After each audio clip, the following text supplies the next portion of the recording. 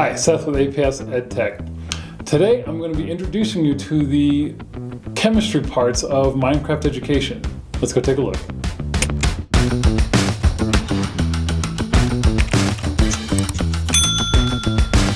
Today I'll be introducing you to the exciting world of chemistry inside of Minecraft. There are 3 blocks that can be used as crafting tables inside of Minecraft. Let's go take a look at a couple of them and see what we can do. The first one over here is the element constructor.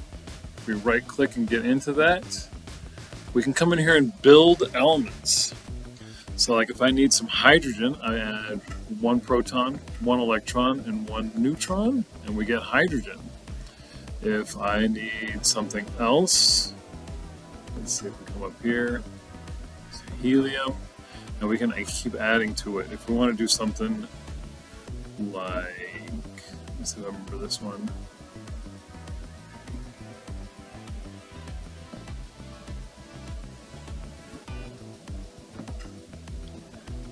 Then we got to come up here. This one was right here. Oh, there it was. There's iridium. So we can add some iridium to our inventory and keep working through the element constructor like that. Next one over here is the compound creator. If we come down to our inventory and we left click on carbon, it picks up a bunch. And we come up here, we can right click 1, 2, 3, 4, 5, 6 of those. Come over here, left click on hydrogen, come up here, 1, 2, 3, 4, 5, 6, 7, 8, 9, 10, 11, 12. Anybody out there know what I'm creating? Right click, 1, 2, 3, 4, 5, 6.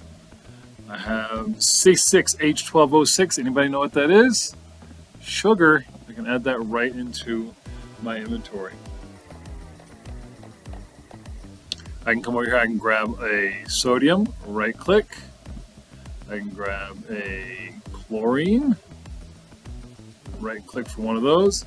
Anybody know what I created now? Salt.